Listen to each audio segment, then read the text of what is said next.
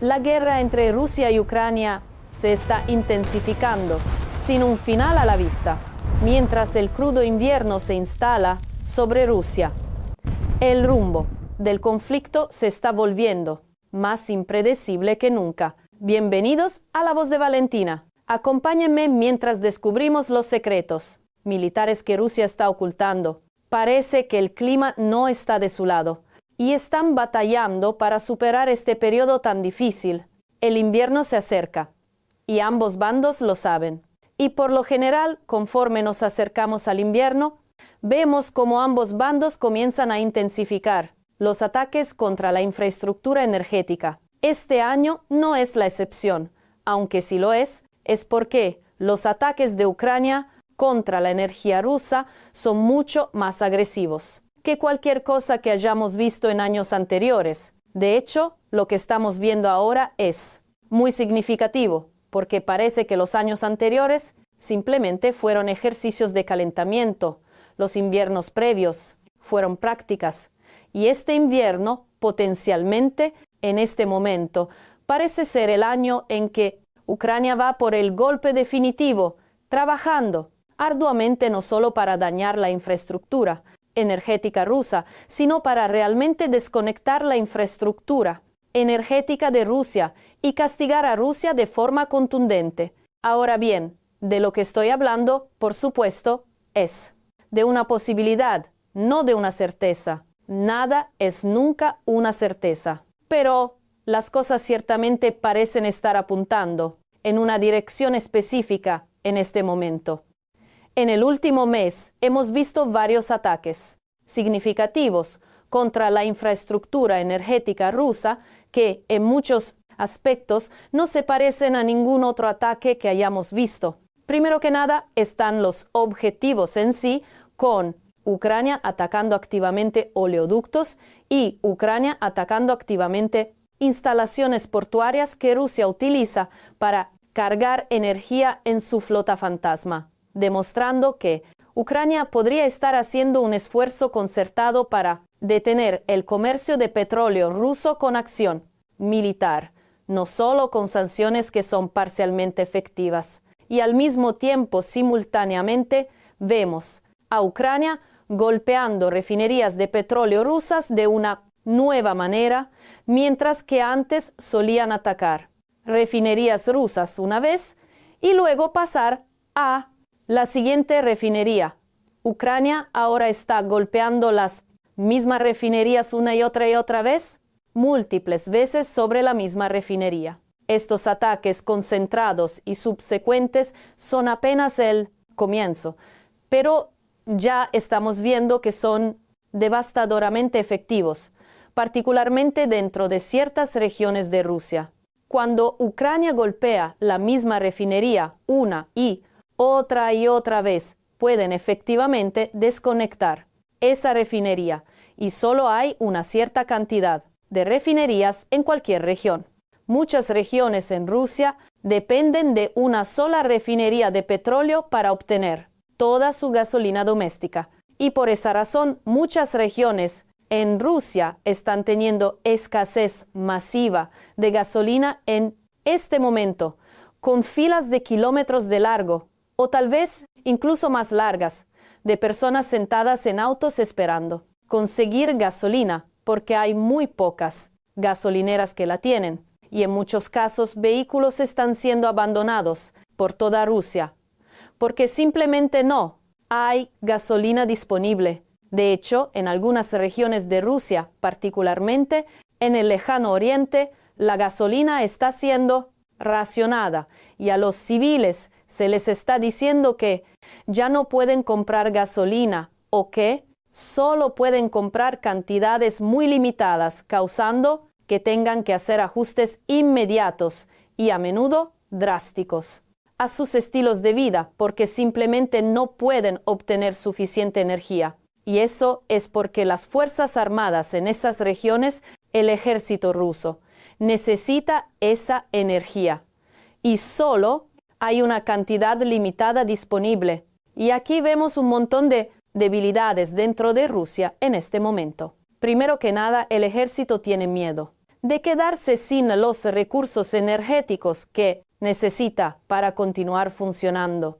Y eso va a tener un efecto en la retaguardia y eventualmente en el frente de batalla, pero aún más en el frente interno. Eso va a generar resentimiento y en particular muchas de las escaseces están ocurriendo en regiones donde la gente ya está volviéndose bastante resentida hacia el gobierno ruso debido a prácticas injustas de reclutamiento y conscripción, pero también porque no hay suficiente protección policial en esas regiones, lo que provoca que oligarcas rusos intervengan y financien básicamente grupos de vigilantes para actuar en lugar del gobierno federal ruso. Vemos mucho conflicto interno donde la gente está perdiendo su fe en el gobierno y en las instituciones centrales del Estado ruso y están recurriendo a otros entes, a veces a organizaciones criminales, a veces a oligarcas, a veces simplemente a otras personas que tienen influencia dentro de las regiones donde viven. Y todo eso sugiere que tenemos un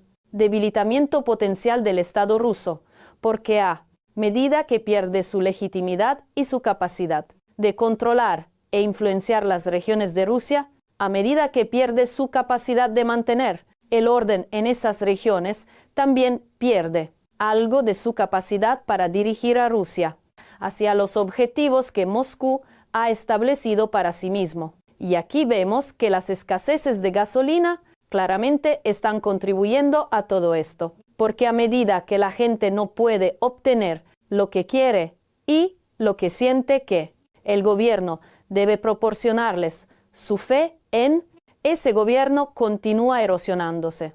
Y Ucrania está atacando estos objetivos de energía de manera más agresiva que nunca antes, lo que significa que no solo vamos a ver esta escasez de gasolina continuar y potencialmente empeorar con el tiempo a medida que más refinerías quedan fuera de servicio, sino que también debemos esperar que cosas como esto sean simplemente el comienzo de algo que va a empeorar mucho en Rusia.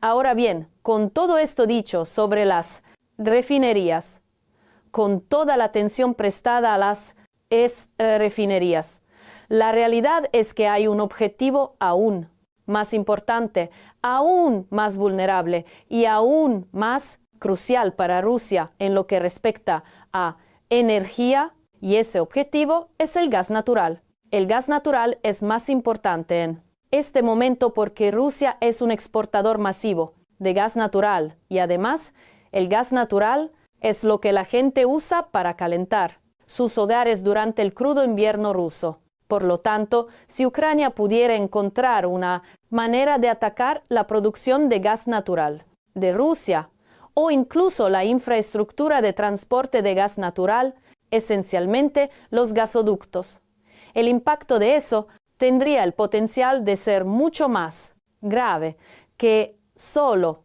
las refinerías de petróleo, sobre todo porque atacar las refinerías de petróleo golpea principalmente el transporte dentro de Rusia, mientras que atacar el gas natural golpea la calefacción dentro de Rusia y también golpea la economía rusa. Rusia es uno de los principales productores mundiales de gas natural y potencialmente el mayor exportador del mundo, aunque perdieron algunas de sus exportaciones a Europa al inicio de la guerra, siguen siendo el mayor exportador del mundo. Y esta es una industria en la que Rusia gana absolutamente miles de millones de dólares vendiendo gas natural al extranjero y está utilizando gran parte de ese dinero para financiar sus operaciones militares. Así que si Ucrania pudiera encontrar una manera de interrumpir el flujo de gas natural desde Rusia, podría tener un impacto significativo en su capacidad de autofinanciarse en el frente. Y resulta que hay una gran vulnerabilidad que Ucrania puede estar a punto de explotar cuando se trata de la industria del gas natural ruso. Esta vulnerabilidad tiene que ver con la forma en que Rusia produce gas natural. Rusia produce gas natural en masivas instalaciones, de condensadores de gas en el norte de Rusia, y estas instalaciones de condensadores de gas se encuentran en algunos de los lugares más fríos del planeta. Estos lugares son tan fríos y estas instalaciones de condensadores de gas están tan aisladas, tan adentradas en lo salvaje, que en realidad son extremadamente difíciles de defender. Estas instalaciones de condensadores de gas son tan remotas que no hay bases militares rusas a cientos de kilómetros a la redonda de ellas. Son tan remotas que de hecho no. Están dentro del alcance del radar ruso. Están más allá de su alcance. Están tan remotas que ni siquiera tienen sistemas de defensa aérea adecuados, sistemas de defensa antimisiles ubicados en su proximidad. Son básicamente vulnerables, y esto no es algo que Rusia esté feliz de hacer. Es solo que las instalaciones de condensadores de gas han estado ubicadas donde están porque los depósitos de gas natural están allí. Por lo tanto, debido a que las instalaciones de condensadores de gas deben estar ubicadas allí, han estado ubicadas en áreas que Rusia no esperaba. Necesitar defender militarmente porque han estado tan adentradas, tan profundo en el territorio ruso, que ningún enemigo convencional podría llegar a ellas. Y ahí es donde las cosas se ponen realmente interesantes, porque cuando hablamos de enemigos convencionales, bueno, Ucrania no es un enemigo convencional a estas alturas del juego. Ucrania ha demostrado capacidad de atacar profundamente dentro de Rusia. Hace aproximadamente un año se confirmó que Ucrania tenía misiles de fabricación propia, con un alcance de al menos 1.200 kilómetros. Pero desde entonces hemos visto evidencia de que Ucrania puede, de hecho, atacar objetivos a más de 1.800 kilómetros de distancia. Hemos visto ataques ucranianos con drones en la región de Murmansk, tan al norte, tan cerca del Ártico, que es difícil imaginar cualquier lugar en Rusia mucho más remoto. Hemos visto ataques ucranianos con drones en el sur de Rusia, también a distancias de más de 1.800 kilómetros de distancia. Ucrania ha demostrado que es capaz de atacar en lo profundo de Rusia y han demostrado que son capaces de penetrar las defensas aéreas rusas, al menos en algunas partes del país, y que tienen la capacidad de hacerlo repetidamente. Y hemos visto que Ucrania está dispuesta a atacar objetivos petroleros. Hemos visto que están dispuestos a atacar la infraestructura energética rusa y, de hecho, hemos visto ataques contra infraestructura de gas natural. Pero aún no hemos visto que Ucrania ataque un objetivo que sería suficiente para desconectar una gran cantidad de producción de gas natural de Rusia. Hasta ahora, lo que hemos visto de Ucrania ha sido un paso hacia arriba.